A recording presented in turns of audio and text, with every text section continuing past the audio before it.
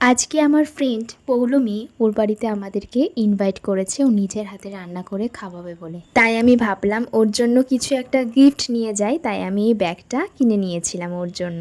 আর এরপর একটু বেলার দিকে করে আমি স্নান টান করে রেডি হয়ে নিয়ে যাচ্ছিলাম সাইকেল চালাতে চালাতে ওর বাড়িতে। যখন টিউশন পড়তে যেতাম তখন তো সাইকেলই ভরসা ছিল, আর তারপরে অনেক বছর হয়ে গেছে সাইকেল চালানো বন্ধ হয়ে গেছে। মাঝে মাঝে সাইকেল চালাই, আজকে অনেক দিন পর সাইকেল চালাচ্ছিলাম।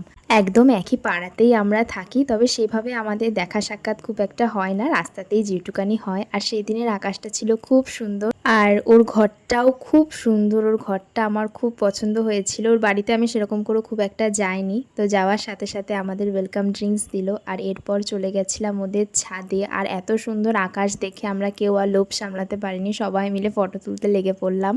আর পৌলমি ও নিজের হাতে সমস্ত কিছু রান্না করে খুব সুন্দর করে সাজিয়ে গুছিয়ে আমাদেরকে যত্ন নিয়ে খাইয়েছিল। আমি তো খেতে খেতে প্রথমটুকুই ভিডিও করেছি, তারপরে খাওয়া গল্পে আমি পুরোটা ভিডিও করতেই ভুলে গেছি। কিন্তু ও অনেকগুলো মেনু নিজের হাতে রান্না করেছিল। এরপর আমরা গল্প করতে করতে অনেক মজা করতে করতে আইসক্রিম খাচ্ছিলাম। আজকের দিনটা আমাদের জীবনে খুব ভালো একটা মেমোরি হয়ে থেকে যাবে।